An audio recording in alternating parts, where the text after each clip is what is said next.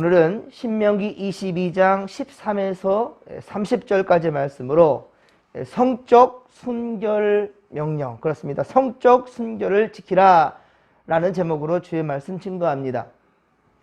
오늘 본문은 한 남자와 한 여자가 결혼해서 한 몸을 이루는 성경의 그 원리는 성윤리의 모든 것을 그렇게 포함하고 있습니다.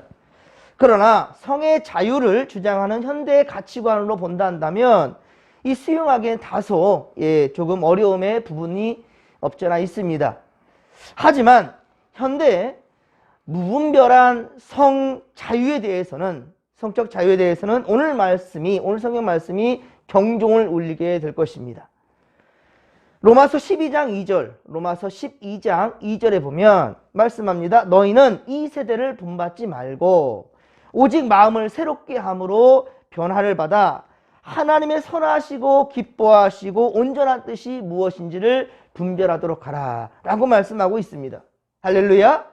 하나님 분명히 거룩하고 순결한 우리의 삶을 요구하고 있는 것입니다. 성도는 이 세대를 본받지 말고, 그렇습니다, 하나님의 말씀의 원리에 따라서 성에 대한 바른 가치관을 세워야 할 것입니다. 첫째는 창조 원리에서의 성입니다. 창조 원리로서의 성. 자, 하나님은 만물을 창조하시고 당신의 형상대로, 하나님의 형상대로 우리 사람을 만드시되 남자와 여자로 하나님은 그렇게 지으셨습니다. 하나님은 우리들에게, 이 사람들에게 바로 생육하고 번성하라고 그렇게 명령하셨고요.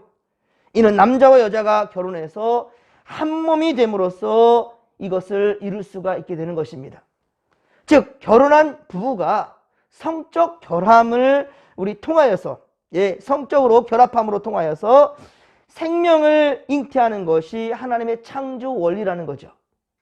둘이 합하여서 하나가 되는 그 순간에 바로 생명을 잉태하게 되는 것입니다. 창조 명령을 지키는 유일한 방법이며 참으로 귀하고 아름다운 것이지요. 성은 부끄럽고 창피한 게 아닙니다. 귀한 것입니다. 그런데 부부의 사이에 어떤 다른 이성이 그렇게 들어오면서 그것을 용납하면서 부부의 아름다운 성은 더럽혀졌고 하나님 앞에 죄가 되는 것입니다. 오죽하면 10계명 중에서도 제7계명에 바로 간음하지 말라라고 아예 그냥 명령이 들어가 있겠습니까? 또한 히브리서 13장 4절, 히브리서 13장 4절에 말씀합니다. 모든 사람은 결혼을 귀히 여기고 침소를 더럽히지 않게 하라. 음행하는 자들과 간음하는 자들은 하나님이 심판하시리라 라고 말씀하고 있습니다. 그렇습니다. 성경은 결혼 이외의 성관계는 불결한 것이고 불법이라, 하나님이 분명히 싫어하는 것이라 10계명에 바로 위배되는 것임을 분명히 하고 있습니다. 오늘 보면 13에서 21절까지는 첫날 밤을 지낸 신랑이 신부가 처녀가 아니라고 주장할 때 그 증거에 따라 거짓이면 그 남편, 그 남자를 처벌하라 라는 것이고요. 신랑의 말이 만약에 진실이라 한다면 속여서 결혼하게 된 거잖아요. 그래서 아내를 돌로 쳐 죽이라 라고 그렇게 말씀하고 있습니다. 아내에게 누명을 씌우는 것도, 처녀가 아닌 것을 속이고 결혼한 것도 하나님 앞에서는요 죄가 된다라는 것이죠. 또한 22절 이하에, 오늘 보면 22절 이하에 보면 어떤 남자가 유부녀와 동침하면 둘 다 죽여서 이스라엘 중에서 악을 제거하라 라고 말씀합니다. 그뿐만이 아닙니다. 23절에도 보면 약혼한 여자가 성읍 안에서 다른 남자와 동침한다면 이 역시 둘 다 죽이라 라고 말씀하고 있어요. 그러니까 철저하게 남녀 둘이 하나가 되라는 명령에 지키라는 거예요. 둘이 합하여 하나가 되는 것. 그 외에 어떠한 다른 이성도 이 사이에 끼어들어서는 안 된다는 것이지요. 이와 같이 하나님은 결혼관계 외의 모든 성관계에 대해서는 그 죄를 물어 죽이라고까지 명령하고 있다는 거예요. 그렇습니다. 하나님의 백성은 창조의 원리에 따라서 그렇게 성적 순결을 지켜야 된다는 것입니다. 하지만 여러분 보십시오. 이 법대로 한다면 하나님의 정말로 믿음의 왕이라고 칭찬받고 늘 하나님이 동행하셨고, 우리 특별히 지금 사무엘 상하에서 계속 쭉 공부해 가지만 수요일 때마다 우리 다윗을 보십시오. 얼마나 부족한 것도 있지만은 하나님이 그를 챙기시고 붙들어 주십니까? 지켜주시고요. 그런데 그가 어땠습니까? 우리아의 아내 밧세바를 가늠한 이 다윗이지 않습니까? 그럼 그 또한 어떻게 해요? 그 또한 역시 죽어 마땅하지요.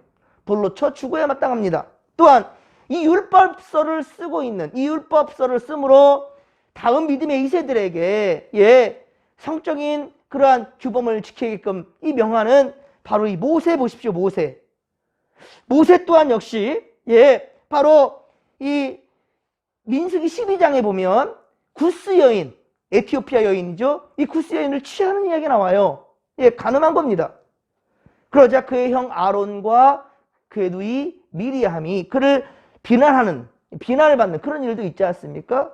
그리고 인류는 어떻습니까? 죄로 물들어갔고 지금까지 하나님의 영광을 가리운 일이 얼마나 많았습니까?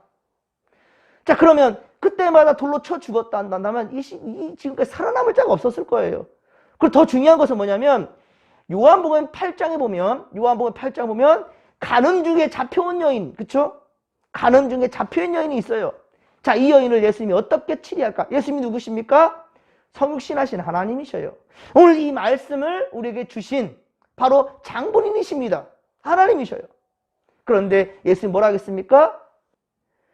죄 없는 사람이 먼저 돌을 던지라 그랬어요. 그랬더니 어떻습니까? 한 사람도 그 여인에게 돌을 던질 자가 없었다란 말이에요.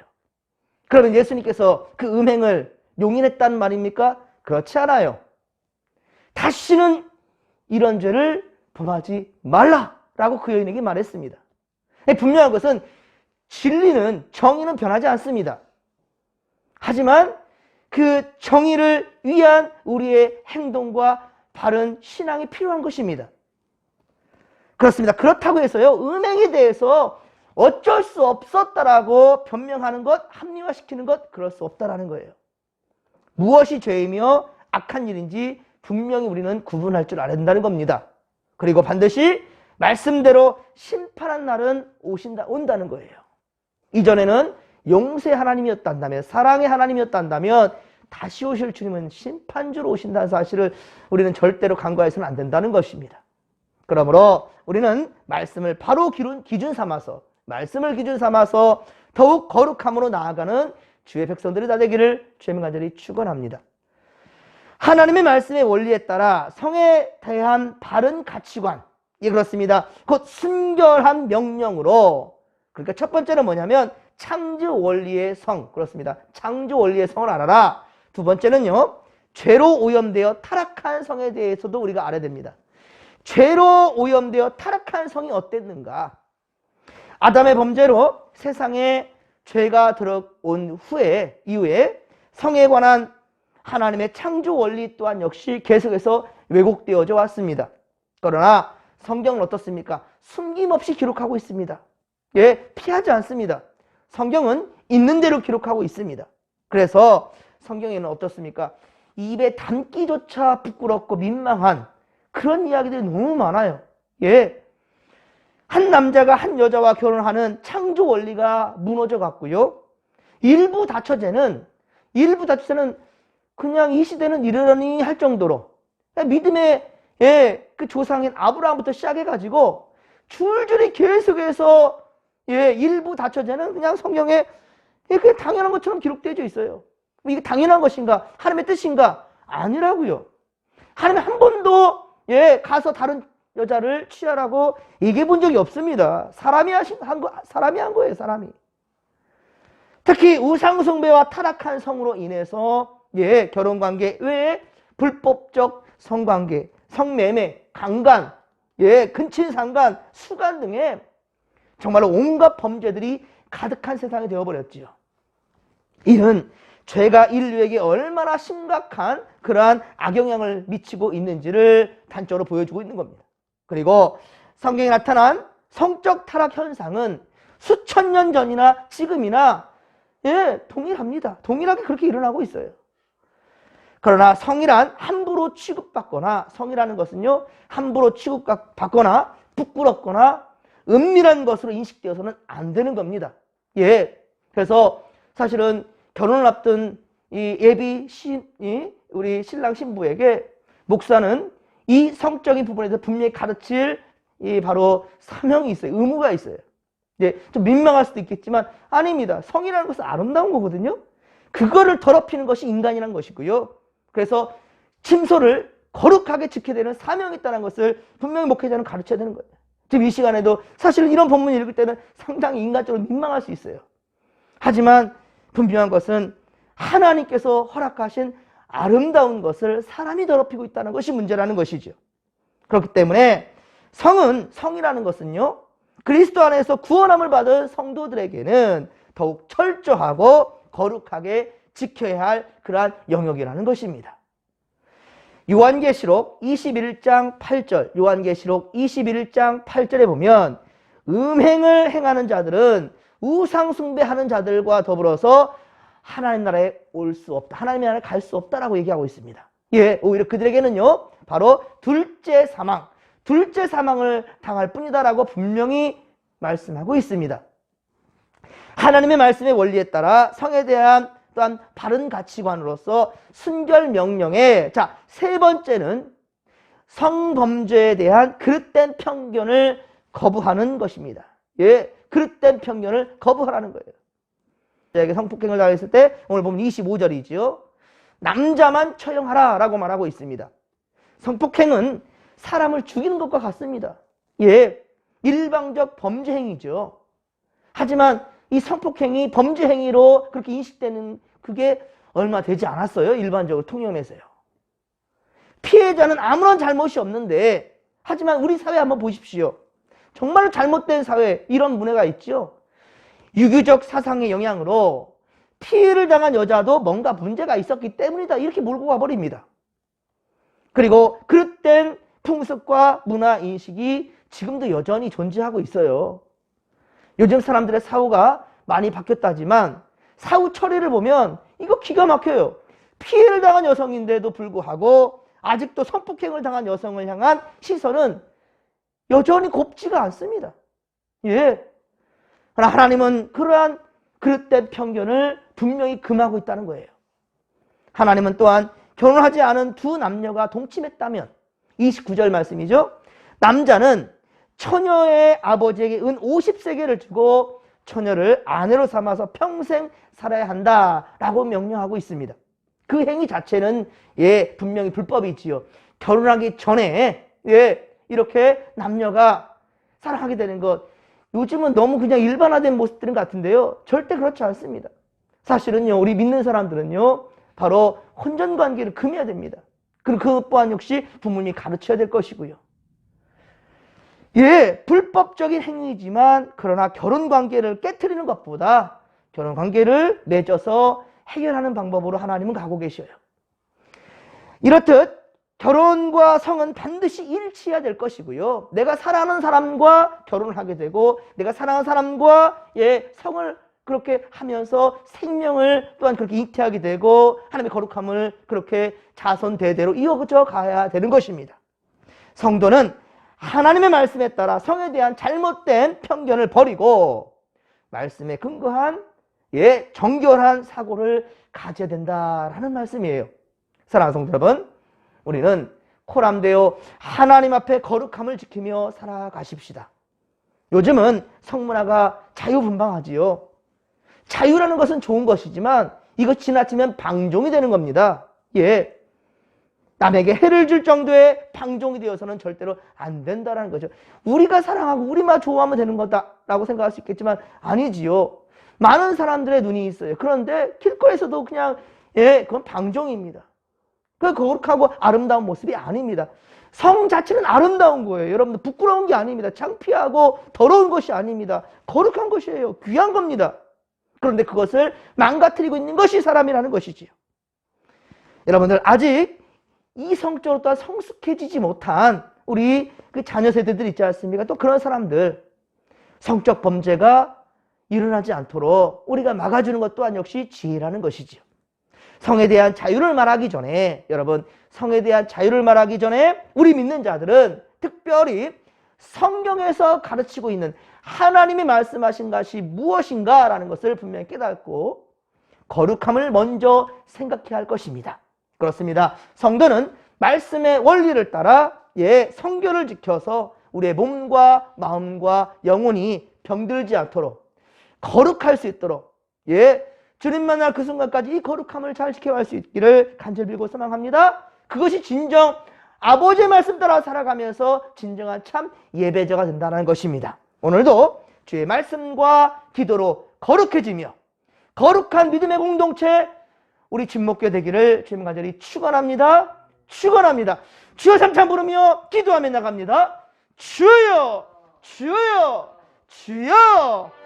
살아계신 하나님 아버지, 하나님께서 천지를 창조하시고 당신의 형상을 따라 남자와 여자로 지으시고, 하나님 아버지여, 이 사람들의 사랑을 통하여서 아버지 생명의 대가 이어져 가고 하나님을 믿는 이 믿음의 아버지 유산이 물려져 가며 아름답고 거룩한 아버지 민족들이 되어야 될 텐데, 그러나 하나님 주신 아름다운 것을 더럽혔고 우리 아버지 죄로 물들게 하였고, 아버지여 참으로 문란한 세상 아버지여 그리 만들어간 것이 인간의 죄입니다.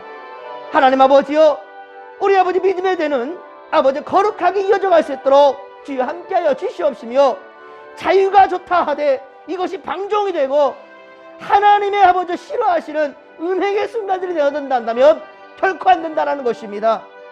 아버지, 음행하는 자는 결코 하나님 나라 갈 수 없다라고까지 주님 말씀하셨습니다. 10계명의 제7계명이 간음하지 말라라고 주님 말씀하십니다. 하나님, 절대로 간음은 사랑이 아닙니다. 음행은 사랑이 아닙니다. 예쁘고 아름다운 것이 아닙니다. 주여, 우리 자손대대로 우리는 거룩함이 이어질 수 있도록 주여 함께하여 주시옵시며, 사랑하는 자와 결혼을 하고 결혼하여 아름답고 거룩한 아버지의 자손들이 그렇게 대일 이어져 갈 수 있도록 주여 함께하여 주시옵소서. 하나님이여, 오늘도 우리가 말씀과 기도 앞에 거룩해지며 또한 한 분 하나님만 믿는 이 믿음으로 아버지 나아가는 것, 우상을 숭배하는 것 또한 역시 아버지 영적인 간음이 오니 우리 진복계 성도들이여 아버지여 간음에 빠지지 아니하도록 주여 하나님 아버지 우상 숭배 아버지 눈을 돌리지 않도록 도와주시옵시며, 오직 한 분 하나님만 사랑하고 주 예수 그리스도를 믿어 의에 이를 수 있도록 할렐루야 함께하여 주시옵소서.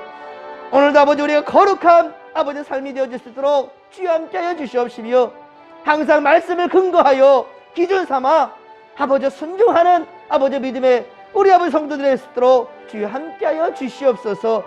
오늘도 주여 우리가 어디로 가든지 우리 주님의 아버지 귀한 아버지 가르침을 늘 지키며 우리 살아가는 거룩한 백성들 되게 하여 주시옵소서. 함께하여 주옵소서. 함께하여 주옵소서.